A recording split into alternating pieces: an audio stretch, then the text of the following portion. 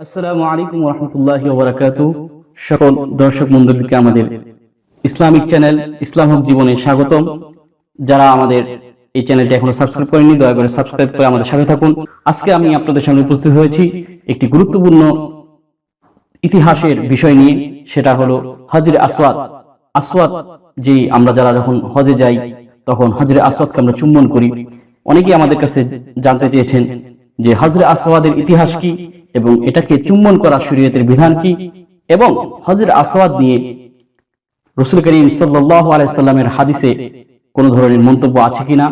আজ আমি আপনাদের সামনে হজরে আসওয়াদ সম্পর্কে ইনশাআল্লাহ অত্যন্ত গুরুত্বপূর্ণ আলোচনা করব। আপনারা এই ভিডিওটি দয়া করে শুরু থেকে শেষ পর্যন্ত দেখবেন। প্রতিটি তথ্য আপনার জন্য অত্যন্ত গুরুত্বপূর্ণ ইনশাআল্লাহ।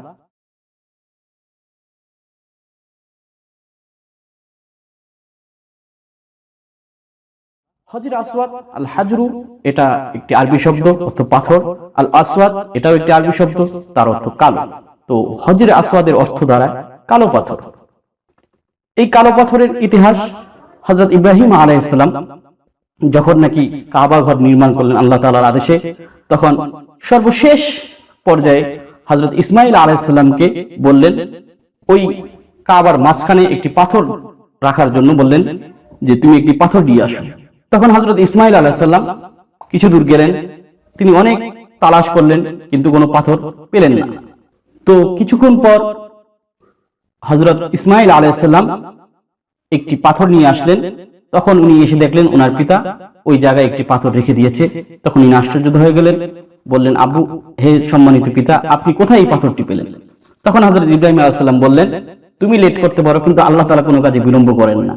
অর্থাৎ আল্লাহ রাব্বুল আলামিন হযরত জিবরাইল আলাইহিস সালামকে দিয়ে জান্নাত থেকে আল্লাহ তাআলা এই পাথরটি হযরত ইব্রাহিম আলাইহিস সালামের কাছে প্রেরণ করেছে। সুবহানাল্লাহ। তো এই সম্পর্কে সহিহ হাদিস আছে, হযরত আব্দুল্লাহ ইবনে আব্বাস রাদিয়াল্লাহু তাআলা আনহু থেকে বর্ণিত। উনি বলেন, নাযালাল হাজারুল আসওয়াদ ওয়া হুয়া আশাদ্দু বায়াদান মিনাল লাবান, যে হযরত আসওয়াদ যখন নাকি জান্নাত থেকে এসেছে তখন সেটা দুধের চেয়ে সাদা ছিল।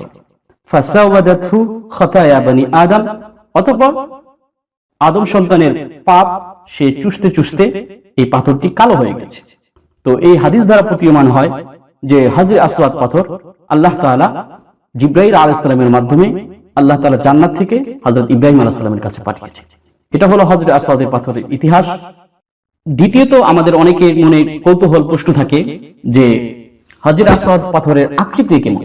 এ সম্পর্কে অনেক ধরনের রিওয়ায়াত আছে। তার মধ্যে একটি রিওয়ায়াত পাওয়া যায় হজরে আসওয়াদ পাথরের 8টি খণ্ড, এটি 8টি অংশ আছে এবং হজরে আসওয়াদ পাথরটি 1 গজ লম্বা এবং এটি আরো অনেক বড় ছিল। কালের বিবর্তনে সেটা খণ্ড হইতে হইতে এখন বর্তমানে 8টি টুকরা আছে এবং এই 8টি টুকরা সবচেয়ে বড় টুকরা সেটা হলো একটা বড় খেজুরের মতো। এবং এই হজরে আসওয়াদ পাথরটিকে যে আমরা যে অংশটিকে চুম্বন করি, এই অংশটি মোম, মেশক এবং আম্বার এগুলা দ্বারা প্রলেপযুক্ত করা আছে। আমরা যখন যে অংশটাকে চুম্বন করি ওই অংশটা মোম, মেশক এবং আম্বার এগুলা দ্বারা একটা প্রলেপযুক্ত করে ওই হজরে আসওয়াদ পাথরকে রাখা হয়েছে। এখন আমাদের তৃতীয় অংশ, সেটা হলো হজরে আসওয়াদ পাথরের ইতিহাস কি। হজরে আসওয়াদ পাথর এই পর্যন্ত কালের বিবর্তনে কয়বার পরিবর্তন হয়েছে, এটি একটি অত্যন্ত দুর্লভ ইতিহাস। এই বিষয়ে সচরাচর আমাদের ইউটিউবে কোনো ভিডিও আপনি পাবেন না। আমি অনেক ধরনের রিওয়ায়াত থেকে বর্ণিত করে অনেক ধরনের ইতিহাস কিতাব ঘেটে এ সম্পর্কে কয়েকটি ইতিহাস আপনাদের সামনে আমি তুলে ধরব।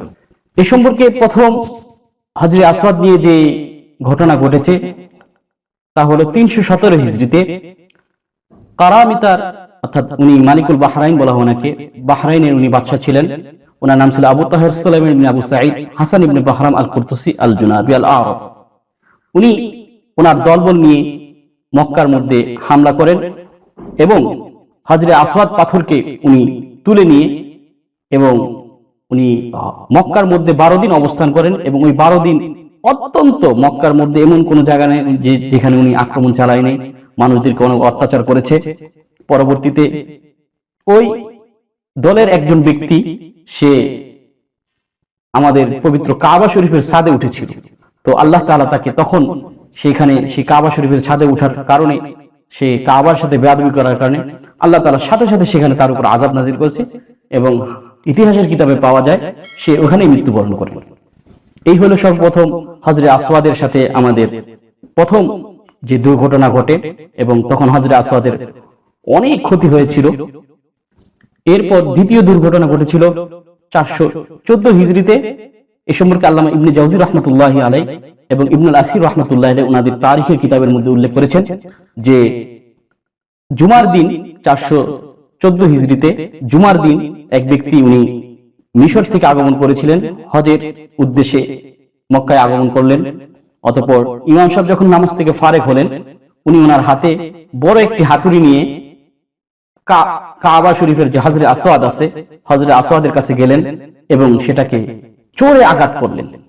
এবং ইতিহাসের কিতাবে পাওয়া যায় ওনার ওই আঘাতের কারণে ওই হজরে আসওয়াদটা 3 টুকরা হয়ে গিয়েছিল এবং তিনি জোরে জোরে এই কথা বলতেছিলেন, মাতা ইউআবাদুল হাজরুল আসওয়াদ, মাতা ইউআবাদুল হাজরুল আসওয়াদ। আর কতদিন হজরে আসওয়াদের পূজা করা হবে, আর কতদিন হজরে আসওয়াদের পূজা করা হবে। তো এটা ইহা একটি অত্যন্ত দুর্লভ ইতিহাস যা আমরা অনেকেই জানি না। এই ঘটনাটি ঘটেছিল 414 হিজরিতে। পরবর্তীতে ওই সময়ের যে খলিফা ছিলেন, খলিফা হারুনুর রশিদ, উনি তাকে ধরলেন এবং তাকে বাঁধলেন এবং পরবর্তীতে তাকে শাস্তি দেওয়া হয়েছে। এরপর যে দুর্ঘটনা হজরে আসওয়াদের সাথে হয়েছিল সেটি হয়েছিল 1351 হিজরিতে। এ সম্পর্কে প্রসিদ্ধ মুআররিখ, হাদিস বিশারদ, ইতিহাস বিশারদ আল্লামা হুসাইন রাহমাতুল্লাহি আলাইহি উনি ওনার কিতাব তারিখুল কাবাতিল মুআজ্জামার মধ্যে উল্লেখ করেন যে এক লোক আফগানিস্তান থেকে উনি কাবা শরীফে আসলেন এবং হজরে আসওয়াদের একটি খণ্ড, একটি অংশ উনি চুরি করলেন এবং কাবা শরীফের গিলাফের একটি খণ্ড, একটি অংশ ওটাও চুরি করলেন এবং কাবা শরীফের সাথে যে রূপার প্রলেপিত থাকে ওইখান থেকে রূপার একটি খণ্ড উনি কেটে নিয়ে উনি এটা নিয়ে চুরি করে পালালেন। তার পরবর্তীতে ওই সময়ের সৌদি বাদশাহ শেখ আব্দুল আজিজ বিন আব্দুর রহমান আল ফয়সাল, ওই সময় উনি সৌদি বাদশাহ ছিলেন, শেখ আব্দুল আজিজ বিন আব্দুর রহমান আল ফয়সাল, উনি ওনার বাহিনী দিয়ে ওই হজরে আসওয়াদের ওই অংশটিকে উনি উদ্ধার করলেন এবং পরবর্তীতে তাকে শাস্তি দিলেন। তো এই ঘটনাটি ঘটেছিল 1351 হিজরিতে। এই হজরে আসওয়াদ সম্পর্কে অনেক বিধর্মী ভাইদের অনেক ধরনের প্রশ্ন উত্থাপিত হয় যে আমরা মুসলমান হজরে আসওয়াদকে চুম্বন করি, এটা তো মুশরিকদের মূর্তি পূজার সাথে সাদৃশ্যপূর্ণ হয়ে যায়।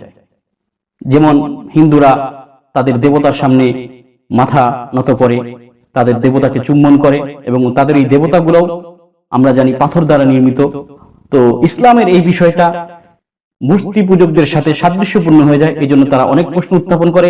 সেখানে এক বক্তা, ইউটিউবার, উনি এই হজরে আসওয়াদকে নিয়ে অত্যন্ত ইসলামের বিরুদ্ধে অত্যন্ত অশালীন মন্তব্য করেছেন এবং উনি বলেছেন যে হজরে আসওয়াদকে চুম্বন করা, এটা চারপাশে তোয়াফ করা, কাবা শরীফের চারপাশে তোয়াফ করা, এই বিষয়গুলো সম্পূর্ণ অযৌক্তিক এবং সম্পূর্ণ মূর্তি পূজকদের সাথে মিলে যায়। তো আমি সেই ভাইকে উদ্দেশ্য করে বলবো, এবং এখনো আমাদের অনেক মুসলমানদের মধ্যে দেখা যায় তারা নাস্তিকদের সাথে চলাফেরার কারণে ইসলামের বিভিন্ন বিষয় নিয়ে তাদের মনে সন্দেহ থাকে। ইনশাআল্লাহ আমরা এই ইউটিউব চ্যানেলে, আমাদের ইসলাম হক জীবন চ্যানেলে এই বিষয়ে ধারাবাহিক আলোচনা করব, নাস্তিকদের কি কি প্রশ্ন ইসলামের বিরুদ্ধে উত্থাপিত হয়। তো হজরে আসওয়াদ সম্পর্কে রাসূল করিম সাল্লাল্লাহু আলাইহি ওয়াসাল্লাম হজরে আসওয়াদকে চুম্বন করেছে। পরবর্তীতে হযরত খলিফা ওমর রাদিয়াল্লাহু তাআলা আনহু ওনার সম্পর্কে রওয়ায়াত আছে, উনি একদিন যখন নাকি কাবা শরীফে উনি ঢুকলেন এবং হজরে আসওয়াদকে চুম্বন করার ইচ্ছা পোষণ করলেন, তখন তিনি হজরে আসওয়াদের সামনে গিয়ে একটি মন্তব্য পেশ করেছেন যা এই নাস্তিকদের বিরুদ্ধে দাঁত ভাঙা জবাব হয়ে যায়। সেটি হলো, তিনি বলেছিলেন, লাউলা আন্নী রাআইতু রাসূলুল্লাহ সাল্লাল্লাহু আলাইহি ওয়াসাল্লাম ইউকাব্বিলুকা মা ক্বাব্বালতুকা। এই হাদিসটি বুখারীতেও আছে, এই হাদিসটি মুসলিমেতেও আছে। তো হযরত ওমর রাদিয়াল্লাহু তাআলা আনহু দ্ব্যর্থহীন কণ্ঠে বলেছিলেন, লাউলা আন্নী রাআইতু রাসূলুল্লাহ সাল্লাল্লাহু আলাইহি ওয়াসাল্লাম, যে আমি যদি রাসূলকে না দেখতাম, ইউকাব্বিলুকা, রাসূল তোমাকে চুম্বন করছে, মা ক্বাব্বালতুকা, তাহলে আমি কখনো তোমাকে চুম্বন করতাম না। কিন্তু আমি জানি তুমি একটি পাথর, তোমার মধ্যে কোনো মানুষকে উপকার করার শক্তি নাই, তোমার মধ্যে মানুষকে ক্ষতি করার কোনো শক্তি নাই, কিন্তু জাস্ট এই কারণে যে রাসূল করিম সাল্লাল্লাহু আলাইহি ওয়াসাল্লাম তোমাকে চুম্বন করেছে, আমি এই কারণে তোমাকে চুম্বন করেছি, অন্যথায় তোমার উপর আমার কোনো ধরনের আকীদা নেই, তুমি কারো ক্ষতিও করতে পারবে না, তুমি কোনো উপকারও করতে পারবে না। তো দেখুন এই মন্তব্যে রাসূল করিম সাল্লাল্লাহু আলাইহি ওয়াসাল্লামের সুন্নতের কারণে, জাস্ট শুধু সুন্নতের কারণে হযরত ওমর রাদিয়াল্লাহু তাআলা আনহু এই কথাটি বলেছেন।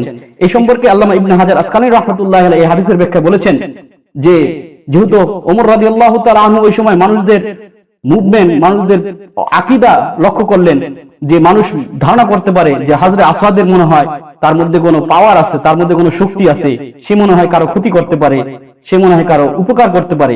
তো মানুষের এই আকীদাকে বাতিল করার জন্য, মানুষের এই আকীদা থেকে মানুষকে দূর রাখার জন্য হযরত ওমর রাদিয়াল্লাহু তাআলা আনহু এই দ্ব্যর্থহীন কণ্ঠে এই শব্দটি বলেছিলেন। তো এর দ্বারা বোঝা যায় যে ইসলামের মধ্যে এই হাজরে আসওয়াদকে চুম্বন করার দ্বারা হাজরে আসওয়াদের পূজা করা হয় না। এর একটি সাধারণ উদাহরণ আমরা দিতে পারি। আমরা অনেক সময় আমরা আমাদের ছোট ছেলে মেয়ে তাদেরকে চুম্বন করি, তো এর মানে এটা নয় যে আমি তাকে পূজা করতেছি। চুম্বন করা মানে পূজা করা নয়, কারণ চুম্বন হয় অনেক সময় মহব্বতের কারণে। তো আমরাও হাজরে আসওয়াদকে চুম্বন করতেছি মহব্বতের কারণে, এটাকে কোনো পূজা করতেছি না, এটাকে কোনো মাবুদ মনে করে আমরা এটাকে চুম্বন করতেছি না।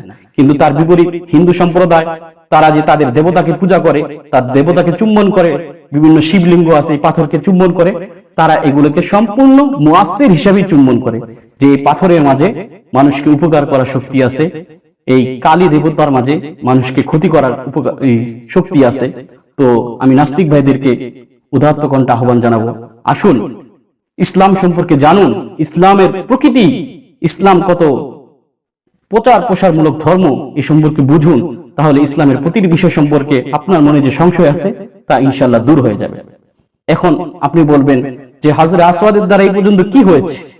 হাজরে আসওয়াদের দ্বারা তার কিতাবের মধ্যে পাওয়া যায়, ইতিহাসের কিতাবের মধ্যে পাওয়া যায়, ব্রিটেনের এক লোক উনি হাজরে আসওয়াদ সম্পর্কে গবেষণা করার জন্য উনি হাজরে আসওয়াদ যে হাদিসের মধ্যে এসেছে এটা জান্নাতি পাথর, এই জন্য উনি মক্কায় গেলেন এবং হাজরে আসওয়াদের একটি অংশ নিয়ে উনি দীর্ঘ 2 বছর গবেষণা করলেন। তারপরে ওই দীর্ঘ গবেষণার পরে উনি ফলাফল বের করলেন যে আসলে এটা কোনো দুনিয়াবি কোনো পাথর নয়, কারণ দুনিয়াবি পাথরের মধ্যে যে বৈশিষ্ট্য পাওয়া যায় এই হাজরে আসওয়াদের মধ্যে এই ধরনের কোনো বৈশিষ্ট্য নেই। তারপরে আল্লাহ রাব্বুল আলামিন তাকে এই হাজরে আসওয়াদের উপর গবেষণার কারণে আল্লাহ তাআলা তাকে ইসলাম গ্রহণ করার তৌফিক দান করেছেন। তো এর দ্বারা প্রতীয়মান হয় যে হাজরে আসওয়াদ এটা আমাদের কাছে একটি শুধুই মহব্বতের, শুধুই একটি ভালোবাসার প্রতীক। আমরা কখনো হাজরে আসওয়াদকে চুম্বন করার দ্বারা আমরা হাজরে আসওয়াদকে পূজা করি না। আল্লাহ তাআলা আমাদেরকে সঠিক বুঝে ইসলামের উপর চলে আল্লাহ তাআলা উভয় জাহানের কামিয়াবি সফলতা অর্জন করার তৌফিক দান করুন। ওয়া আখিরু দাওয়ানা আলহামদুলিল্লাহি রাব্বিল আলামিন।